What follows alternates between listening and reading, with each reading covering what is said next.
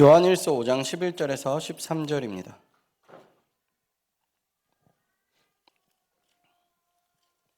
요한일서 5장 11절에서 13절입니다. 15절까지 읽도록 하겠습니다. 5장 11절에서 15절까지입니다.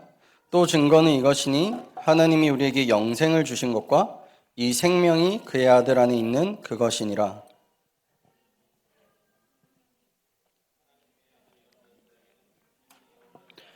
내가 하나님의 아들의 이름을 믿는 너희에게 이것을 쓰는 것은 너희로 하여금 너에게 영생이 있음을 알게 하려 함이라.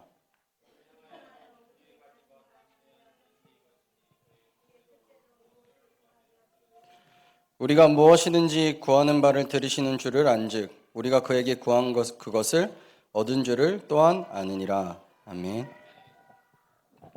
나는 왜 확신이 없는가요? 복음편지 5가입니다. 교회에 다니는 사람 중에 나는 확신이 없다라고 자신 있게 고백하는 사람이 많이 있다. 말은 안 해도 확신 없는 모습으로 살아가는 신자가 더 많이 있는 것 같다. 확신이 없어 엉뚱한 일에 몰두하는 사람은 더 많은 것 같다. 왜 확신 없이 살아가는 것일까? 이 해답을 우리는 꼭 찾아내야 한다.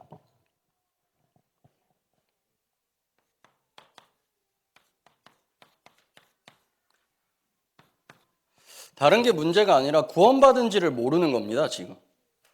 다른 것 때문에 방황하는 게 아니에요. 내 안에 이 예수가 성경이 말하는 예수인지에 대한 확신이 없어서 뭐를 하냐면 오늘 이렇게 적혀 있죠.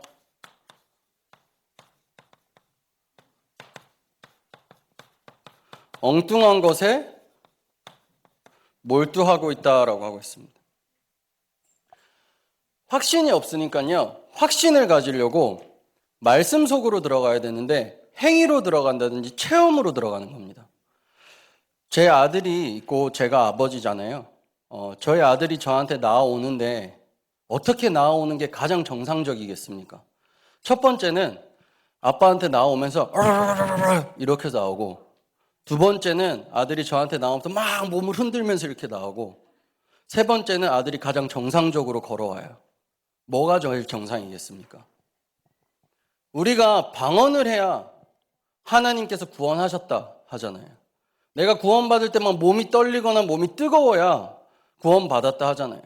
그런 확신에 잘못된 몰두를 하고 있는 겁니다. 그게 없으면 내가 구원받지 않았다라고 오해하는 겁니다. 하나님께서 하나님의 자녀를 만나는데 어떤 경험이 필요하고 어떤 체험이 필요합니까? 가장 정상적이에요. 가장 편하고요. 내가 아빠한테 나아가는데 금식기도 40일 하고 나아가야 됩니까? 내가 아빠한테 용돈 좀 달라고 하는데 막 기도 엄청 많이 하고 막 배 굶은 상태에서 나아가서 아빠 나 점심 먹게 맥도날드 사 먹게 5불만 줘 하는 게 맞겠습니까? 아니요. 우리 아빠니까요. 가서 제가 이호주 장로님한테 장로님 5불만 좀 주세요. 맥도날드 가게 하면 정신병자인데요. 제가 저희 아버지한테 가서 아버지 한국에 계신데 아버지한테 전화해서 아빠 나 5불만 그 뱅크 오브 아메리카로 이렇게 보내줘. 나 맥도날드 먹게. 뭐가 이상한 겁니까? 제가 아버지한테 전화하는데 금식기도 하고 전화해야 됩니까? 아니면 방언으로 말해야 돼요? 아니면 막 몸이 뜨거워진 상태에서 말해야 됩니까? 가장 정상적으로요. 그래서 오늘 목사님께서 뭐라 하셨냐면 말씀으로 답을 준다 하시잖아요.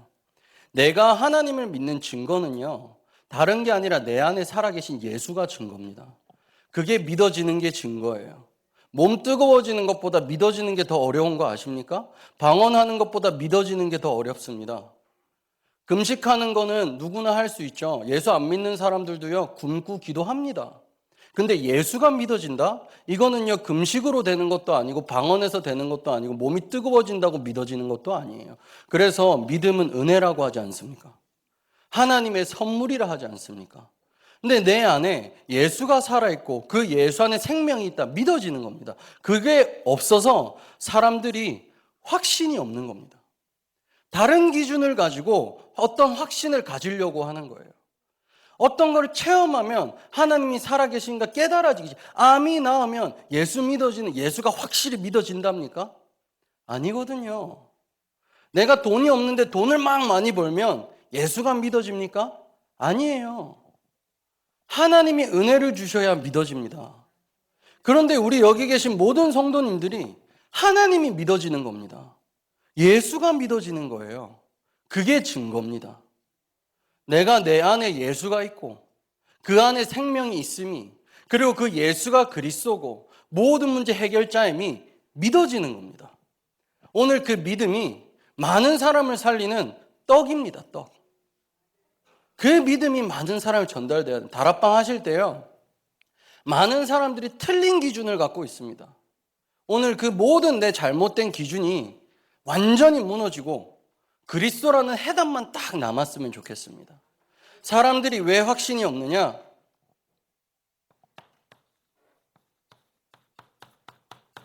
몰라서 그렇다라고 적혀 있죠. 뭐를 모르냐?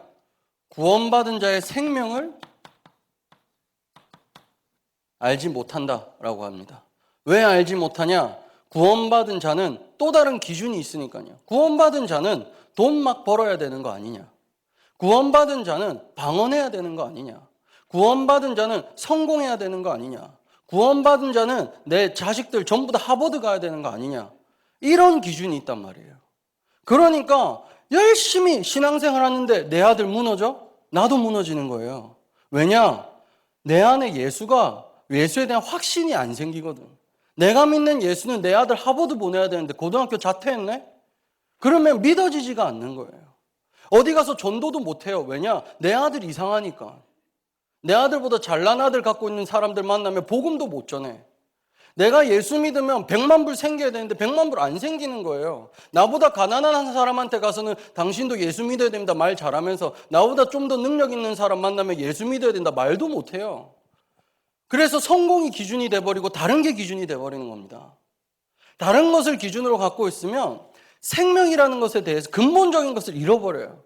왜 그러냐? 생명이 무엇인지 몰라서 다른 것을 찾는 겁니다. 오늘 이 생명은 어떻게 얻을 수 있냐? 보시면요, 요한복음 1장 12절, 구원받은 자란 예수님을 분명히 지식으로, 마음으로, 입술로 시인하고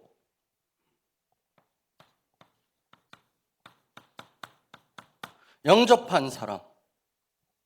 다른 거 필요 없습니다. 그 한 개인이, 한 영혼이 예수 그리스도를 마음으로, 믿음으로, 지식으로 영접했다면 요한복음 1장 12절에 영접하는 자 곧 그 이름을 믿는 자들에게 하나님 자녀되는 권세를 주셨으니. 절대 판단하지 마십시오. 걔 보니까 영접할 때 눈물 흘리면서 영접하더라. 아, 진짜 영접한 것 같아. 아, 근데 얘는 영접할 때 눈물도 안 흘리고 표정도 안 보여. 눈 뜨고 영접기도 하네? 아, 저 가짜로 한 거야. 그거 누가 판단합니까? 우리가 판단하지 않습니까? 저는 영접할 때 한 번도 눈물 흘리고 영접한 적 없어요. 저 영접요 1000번 넘게 한 것 같습니다. 제 아빠가 또 목사잖아요. 얼마나 졸면 영접시키고, 고등학교 자퇴했다 영접시키고, 방황한다 영접하고, 여자친구 생겼는데 또 영접시켜, 불신자 사귄다고. 얼마나 영접 많이 한 줄 모릅니다. 근데 영접할 때 한 번이라도 눈물 흘리면서 깨달음을 갖고 했을까요? 아니요. 되게 편하게 했어요. 저는 시도 때도 없이 영접했거든요. 시도 때도 없이 영접하십시오. 24시간 예수 영접하시고 24시간 예수 내 안에 있음을 확신하십시오. 그 사람이 어떤 모양으로 어떻게 영접하냐, 뭐가 그렇게 중요합니까? 우리 밖에 나와서 복음 전하는데 눈물 흘리면서 영접하면 감동받잖아요. 근데 그냥 지나가다 영접하면 제대로 영접 안 한 것 같다고 막 침울해지고. 고린도후서 12장 3절에 성령이 아니고서는 예수를 주라 시인할 수 없다. 그 사람이 어떤 모양으로 하든 오늘 그 안에 성령이 역사했으면 그 안에 영접이라는 성령의 역사가 시작되는 겁니다. 우리는 그거를 믿는 거예요. 그 사람의 모양을 믿는 게 아니라 말씀에 하나님을 영접하는 자에 하나님 자녀의 권세를 주셨다 하셨으니 이 사람이 어떤 모양으로 영접하든 우리는 뭘 믿냐? 하나님의 말씀에 당신이 영접할 때 하나님 자녀 된다 하더라 하고 말씀을 믿는 겁니다. 사람을 믿는 게 아니에요. 이 사람이 영접했는데 왜 그딴 식으로 살아? 그럴 수 있죠. 바로 바뀌어야 됩니까? 안 바뀔 수도 있죠. 시간표가 있을 수도 있죠. 그래서 사람을 믿는 게 아니라 기독교는요, 하나님을 믿는 겁니다. 기독교는 그리스도를 믿는다고요. 랩런트들이, 내가 다락방하는 사람이, 내가 만나는 현장이 예수 영접했는데 막 이상하게 되면 우리 뭐라고 합니까? 예수 영접 제대로 안 했는가 보다. 그게 잘못된 기준인 겁니다. 그럼 예수 믿는 사람은 전부 다 서양같이 변해야 됩니까? 예수 믿는 사람은 그럼 다 키가 자라야 됩니까? 예수 믿는 사람 막 돈이 갑자기 벌려져야 되면 잘못된 기준이라니까요. 오늘 그 안에 있는 성령을 믿으시기 바랍니다. 나를 믿지 마시고요. 내 안에 성령을 믿으십시오. 내 안에 예수가 생명으로 살아계신다. 이것이 믿음의 확신입니다. 그리고 이 생명이 어떤 거냐? 이 생명은 예수님만 모신 자는 자신의 능력과 전혀 관계없이 그 속에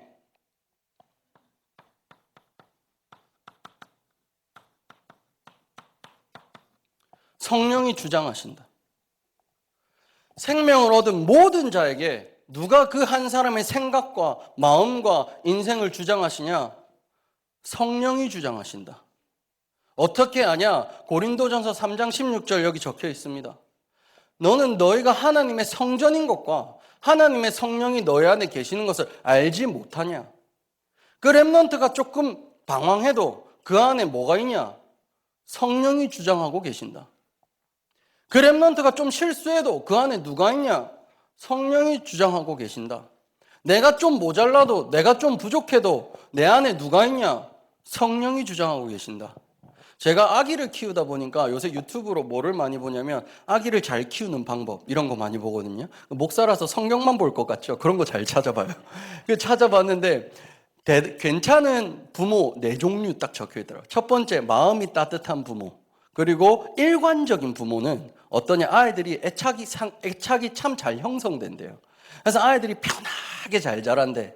1번 딱 보면서 저는 깨달았어요. 우리 집은 와이프나 저나 따뜻하거나 일관적이지 않구나. 우리 아이들, 저희 아들 오늘 막 소리 지르네. 저희 아들이거든요. 그러니까 이 아이가 아직 애착이 막 잘 형성되지 않아. 두 번째 카테고리, 따뜻하고 뭐 이렇게. 세 번째, 네 번째가 뭐냐면, 세 번째 카테고리는 따뜻한데 일관적이지 않은 엄마들이 있대요. 자기가 좋을 때는 너무 좋아하는데, 자기 뭐 할 때는 애 버려놨다가, 갑자기 또 이뻐 보여서 막 이뻐하고. 그런 아이들은, 그런 부모를 가진 엄마는 엄마한테 가서 맨날 매달린대요. 엄마의 따뜻한 모습을 얘가 알기 때문에 그 모습이 없을 때 가서 맨날 우는 거야. 그리고 네 번째 카테고리는 그냥 뭐 정신없는 엄마예요.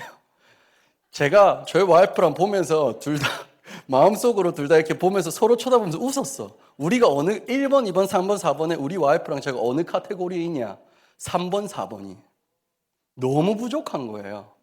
근데 믿음이 생기더라고. 그래서 우리 안에 성령이 주장해야 된다. 그래서 제가 저희 아들하고 딸한테서 벗어났다니까요. 와이프랑 저랑 보니까 네 성격이나 내 성격이나 애 키우면 안 되는 성격이야. 나도 안 되는 성격이야. 그러면 뭐 어떻게 하냐?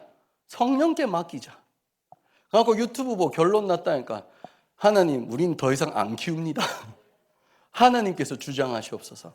우리의 부족함이요, 성령한테는 문제가 되지 않아요. 내 모자람이 성령한테는 문제가 되지 않아요. 내가 모자라고 부족하니까 완벽하신 이가 나를 인도하시겠다는 거 아닙니까? 좀 못한다고요, 스스로에게 자책감도 느끼지 마시고요. 내가 좀 모자라다고 해서, 내가 다락방하는 사람이 좀 모자라고 해서 뭐라 하지도 좀 마세요. 왜냐? 성령이 주장하시니까. 오늘 교회 밥 너무 맛있었죠? 저는요, 오늘 밥은 조금인데 고추장 엄청 많이 줬더라고요. 그러면 사람들이 뭐라 하냐? 불신앙해요. 야, 이 어떻게 이것도 하나 못 맞추고 밥은 조그만데 고추장 이래 많이 주면 이게 맛있나? 이러면서 먹는 사람이 있는 반면에 그래도 감사하면서 먹는 사람이 있다고요. 고추장 좀 많이 퍼주고 밥 양 좀 조정 못하면 뭐 어때요? 성령이 주장하시는데. 그거 어쩌면 성령이 주장해서 저한테 오늘 고추장 많이 줬을 수도 있거든요. 그거를 인정을 안 하시면요, 싸운다니까요. 아, 오늘 반찬 왜 이래? 아, 오늘은 오뎅이 퍼졌네. 김치가 안 익었네. 아마 왜 맨날 밥이야? 스파게티도 하지. 이 맨날 싸운다니까요, 교회에서. 오늘 스파게티를 한 사람 안에도 누가 주장하시냐? 성령이.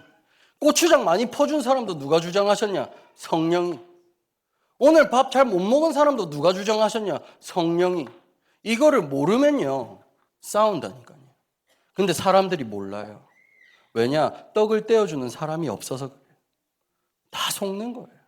사람들이 뭘 모르냐면 생명 없는 자의 상태를 모릅니다. 생명을 가진 내가 누군지도 모를 뿐더러 생명 없는 자의 모습이 뭔지 모르니 생명 없는 자가 보니까 나랑 비슷하거든. 그래서 나도 보니까 나도 꼭 생명 없는 사람 같은 거예요. 여기 보시면 생명 없는 자는 뭐냐? 타락해서 생명이 없어요. 아담과 하와가 하나님 떠난 상태예요. 여기 보시면 생명 없는 자는 그 영이 누가 주관하냐? 사단이 주관한다니까요. 요한복음 8장 44절에 너희는 너희 아비 마귀에게서 났다. 그거를 누구한테 하신 말씀인지 아십니까? 예수 믿는 유대인들한테 하신 말씀이에요. 웃기죠? 예수 믿는 유대인들에게 예수님이 뭐라고 당당히 밝히시냐? 너 마귀에게서 난 거야. 생명 없는 거예요. 그 사람들이 뭘 따지냐? 내가 아브라함의 자손인데 왜 진리가 진리를 할지 진리를 자유롭게 하리라 이 말씀도 하시거든요. 어디서 나를 자유롭게 한다는 거냐? 내가 아브라함의 자신이고 내가 이렇게 믿음 생활하고 구약 성경의 그 율법대로 살아가는데 왜 나를 자유롭게 한다는 거냐? 나는 어디 속한 적이 없는데 이래 따진다니까 예수님한테. 그 예수님 뭐라 하냐? 너희는 너희 아비 마귀에게서 났으니. 절대 교회야. 아니 저 장로님은 장로된 지 몇 년이 됐는데 어떻게 행동을 저렇게 해? 속지 마십시오. 저 성도는 예수 영접한 지 얼마 됐는데 왜 아직 안 변해? 솔직히 그 소리 하는 사람이 율법에 잡혀 있는 거라니까요. 오늘 우리 교회의 모든 불신앙과 모든 싸움과 모든 갈등은 예수 생명 앞에 완전히 치유될 줄 믿습니다. 생명 없는 건 다른 게 아니라 그 사단이 그 영을 주관하는 거라니까요. 그리고 보시면 많이 가져도 평안이 절대 없습니다. 얼마나 불안한지 몰라요. 가져도 불안하고 평안합니다. 그리고 성취해도 끝없는 분쟁이 계속돼요. 계속 싸우고 분쟁하고 갈등나고 불신앙 생기고 열받고 누구 욕하고 싶고 뒤에서 뭐라 하고 싶고 계속 그럽니다. 누가 그러냐? 생명 없는 사람이. 그리고 보시면 본인도 모르게 육신은 마귀의 인도와 지배를 받는다. 나도 모르게 나를 주장하는 일을 따라 살아간다니까요. 그게 누가 그렇게 살아? 불신자가. 생명 있는 자가 그래 사는 게 아니라 불신자가 그래 산다니까요. 때가 오면 육신도 병들고 정신 마음도 시달리고 이 땅을 떠난 날은 반드시 지옥 간다. 이거는 불신자의 삶입니다. 여기서 우리가 완전히 벗어난 줄 믿습니다. 뭐로 벗어났습니까? 예수 그리스도. 복음 하나로 내가 벗어난 겁니다. 얼마나 감사해요. 흑암의 나라에서 하나님의 아들의 나라로 옮겼느니라. 누가? 예수가. 그래서 생명을 모르는 이에게 무엇을 말해줘야 되냐? 생명을 가진 예수를 전달해야 되는 겁니다. 사람들이 왜 확신이 없냐? 또 모른대요. 뭘 모르냐?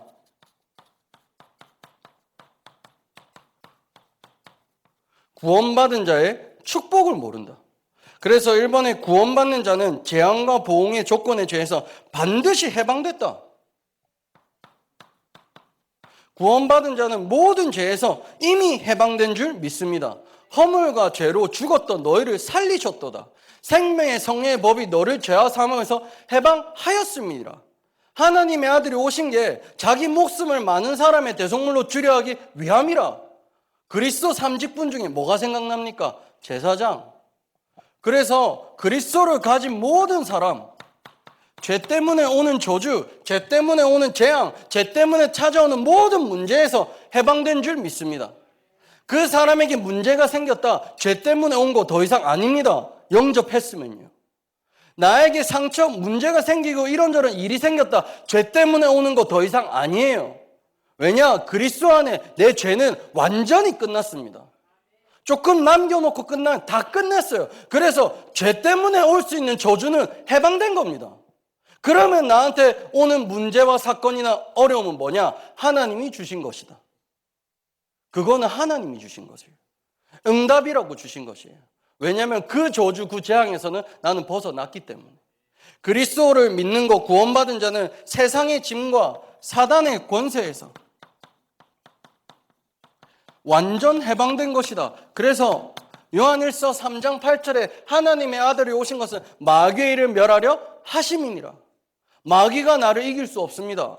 마귀가 나가 만나는 그 한 사람 이길 수 없습니다. 영접한 한 사람을 성령이 주장하시는데 어떻게 사단이 왕노릇합니까? 우리 인생의 왕이 바뀌었다니까요. 그리스도이신 줄 믿습니다. 하나님께서 나를 주장하고 계신 줄 믿습니다. 구원의 축복을 몰라 방황하는 이에게 반드시 말해 주십시오. 그 안에 성령이, 그 안에 그리스도가 당신을 사단의 권세에서, 죄의 권세에서 완전히 해방시키셨다. 나는 그렇게 느껴지지 않아. 그건 네 느낌이고 말씀이 맞는 거예요. 나는 내 꼬라지를 보니까 아닌 것 같은, 그건 네 꼬라지고 정답은 말씀입니다. 말씀을 정확히 말해 주십시오. 네 꼬라지가 그래도, 네 느낌이 그래도, 네 기분이 우울해도 구원받은 건 구원받은 거예요. 누가 확신하냐? 내 안에 성령이, 하나님의 살아있는 말씀이, 하나님의 능력이. 그래서 구원받았다 했을 때는 지옥의 권세에서도 완전히 해방되는 것이다. 그래서 그리스도는 참 선지자, 오늘 강단 말씀에서도 나왔는데요, 도마가 물어보지 않습니까? 물어봐요. 당신 그 예수 맞냐고, 하나님 맞냐고. 내가 곧 길이요 진리요 생명이니 나로 말미암지 않고 아버지께로 올 자가 없느니라. 그래서 그리스도는 참 제사장이고 왕이고 선지자 되신다. 이것을 누린다는 게 구원을 누린다는 겁니다. 그리스도는 구원받은 자 이 땅에서 여러 세대에 뭐하냐, 이제 증거를 보이는 거다. 예수 믿고 나서 뭔가 예수 전하고 싶으시죠? 여기 계신 분들. 막 그리스도 알고 나니까 그리스도 말하고 싶죠. 그리스도 알고 나니까 오지랖이 넓어지지 않습니까? 저는 그래 되더라고요. 복음 알고 나니까 지나가는 사람도 막 신경 쓰여. 구원 안 받았으면 어떡하지? 오지랖. 그래서 우리 교회 오지랖 넓은 사람들 정말 구원받은 확신입니다. 내일 좀 신경 쓰지 말지. 그분 전도자라서 신경 쓰시는 거예요. 그래서 누가 나 신경 쓴다고, 누가 나 뒤에서 욕 한 번 했다고 그 상처받지 마세요. 그 사람 전도자라서 그런 거예요. 전도자한테 왜 상처받습니까? 그래서 구원받은 사람은요, 오늘 여러 세대에 하나님이 살아계신 그리스도를 꼭 말하고 싶어요. 이상하게 전달하고 싶어요. 그래서 우리 교회에 맥도날드 미셔너리도 있고 버거킹 미셔너리도 있고 우버 미셔너리도 생겼어요, 우리 교회. 제가 요새 순두부집 가면 한번 해보려고, 순두부집 미셔너리 한번 해보려고요. 짜장면집 미셔너리들. 이게요, 구원받은 사람의 증거입니다. 전도하고 싶어요. 예수 말하고 싶어요. 이거 말하면 막 누구든 살릴 수 있을 것만 같아. 보지 못하면 어디서 생긴지 모르게 자신감이 막 생겨. 예수 말하면 너 살 수 있다. 구원받은 자의 축복입니다. 오늘 그것을 반드시 누리시고 증거해 주시기 바랍니다. 사람들이 왜 확신이 없냐? 구원받은 자의 특권을 또 모른대요.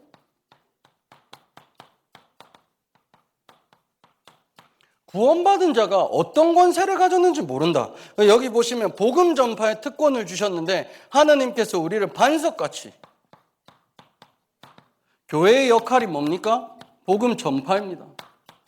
그래서 구원받은 모든 성도는 하나님의 복음을 전할 수 있는 권세를 주셨다.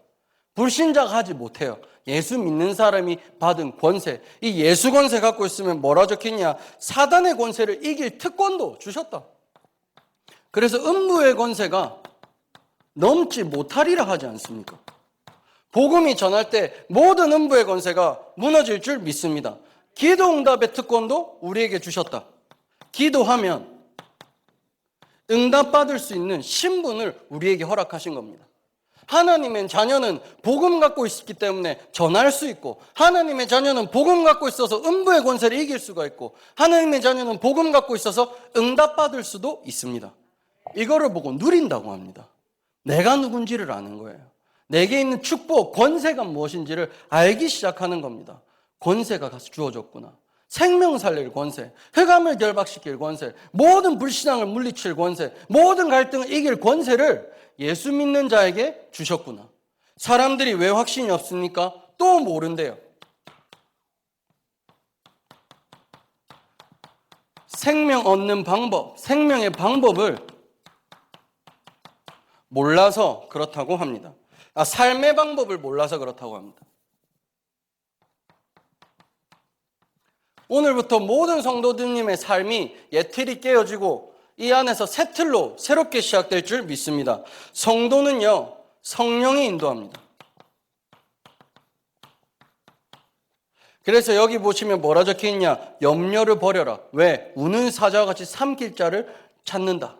그래서 내게 있는 모든 염려가 올 때 기도하십시오. 걱정하지 마시고 예수 그리스도 이름으로 내게 염려를 가져다주고 걱정을 가져다주고 불신을 가져다주는 흑암의 세력을 예수 이름 앞에 결박받고 떠나갈지어다.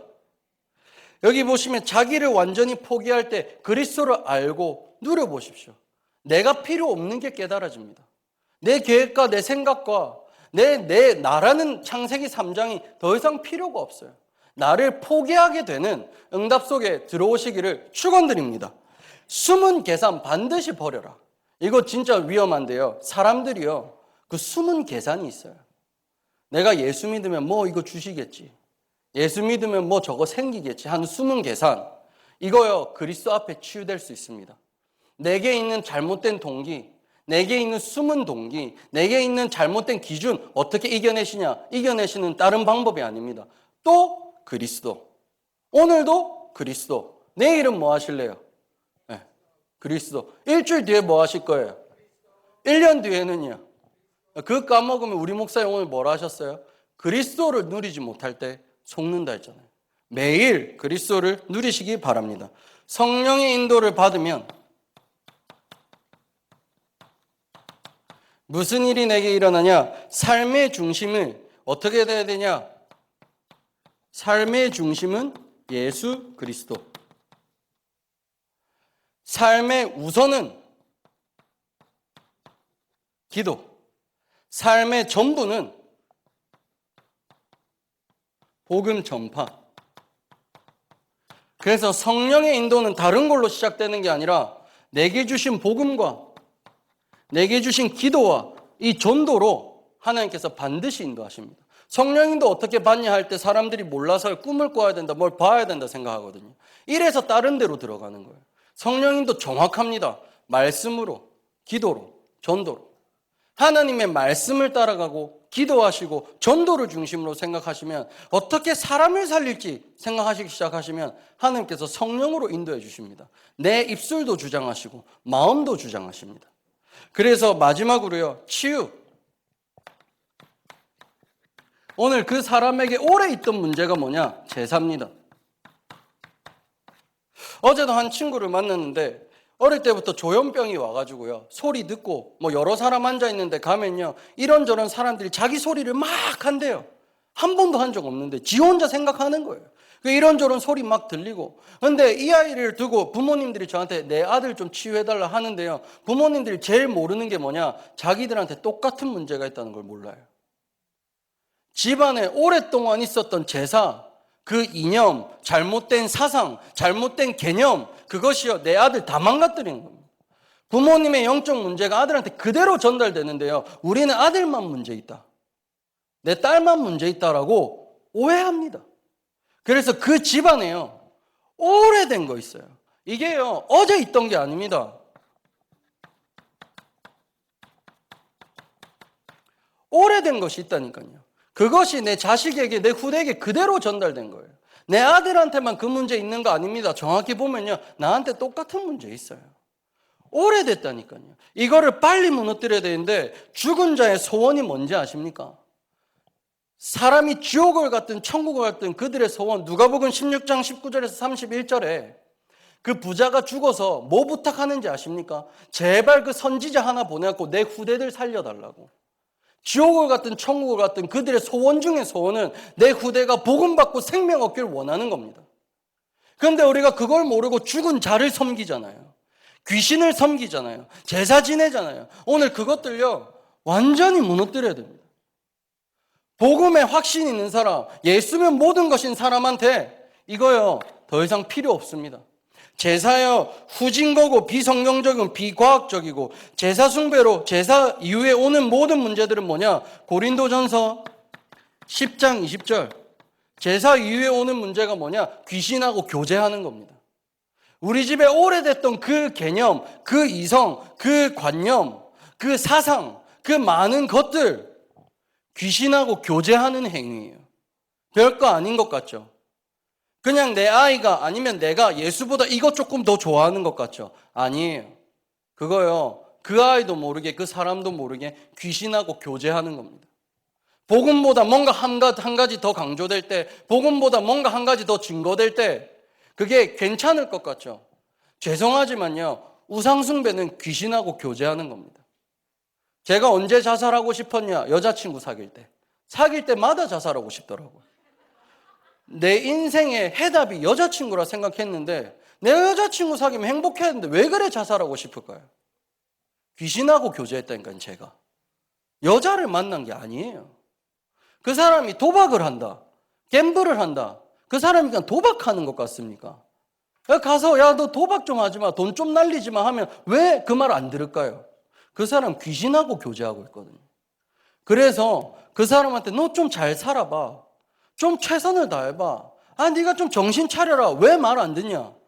이 사람이 귀신하고 교제하고 있는데 어떻게 내 지식 갖고 이 사람을 바꿀 수 있겠습니까? 그래서 답이 그리스도라는 겁니다. 그리스도가 아니면요, 여기 오늘 성경 구절에 마태복음 12장 43절에서 45절 나와 있는데요, 귀신이 7배로 역사해요. 나갔던 귀신이 7귀신 다시 데리고 들어온다니까요. 이게요, 그냥 문제가 아니에요. 오래된 문제. 그래서 시대를 잡고 그 문화를 잡고 있는 겁니다. 오늘 이 시대와 문화에서 건져내는 방법은 그리스도밖에 없습니다. 입천장이 말라 붙어가지고 죽어가는데 가서 너 왜 이딴 식으로 살아? 잘해봐, 최선을 다해봐. 안 됩니다. 빨리 먹여야 돼요. 복음을 빨리 먹여주시기 바랍니다. 내 입천장이 말라서 내 혓바닥이 천장에 붙어가지고 내가 죽을 것 같고 답답할 것 같고 미칠 것 같은 오늘, 내일 나라는 개인에게 생명인 예수를 매일 증거하시기 바랍니다. 복음을 매일 증거하시고 복음을 매일 먹으셔서 이 복음으로 배 터질 때 빨리 전하십시오. 그럼 그 사람 살아날 수밖에 없습니다. 구원받지 못한 사람은 확신이 없는데요, 구원받은 자에게 하나님께서 말씀으로 확신을 주십니다. 오늘 내가 만나는 내 인생, 내가 만나는 모든 현장에 말씀으로 해답을 주신 성도님들 되시길 바랍니다. 기도하도록 하겠습니다. 복음 몰라 죽어가는 겁니다. 하나님을 떠나 죽어가는 겁니다. 죄 가운데 태어나서 죽어가는 겁니다. 사단에게 잡혀서 죽어가는 겁니다. 돈이 모자란 게 아닙니다. 교육을 못 받은 게 아닙니다. 개념이 없어서 그런 게 아닙니다. 귀신에게 시달리고 있다지 않습니까? 영안을 열어주시옵소서. 오직 예수의 이유가 깨달아지게 하여 주시옵소서. 오직 예수가 각인되게 하여 주시옵소서. 떡 떼어줄 자가 없어서 많은 이들이 입이 천장에 달라붙어 죽어가는 이때에 하나님 우리를 부르셨사오니 이 예수라는 생명의 떡을 증거하는 전도자로 새 틀로 인생이 시작되게 하여 주시옵소서. 하나님께 모든 영광을 드립니다. 오늘도 살아계시고 우리와 함께 하시는 주 예수 그리스도 이름으로 기도드립니다. 아멘.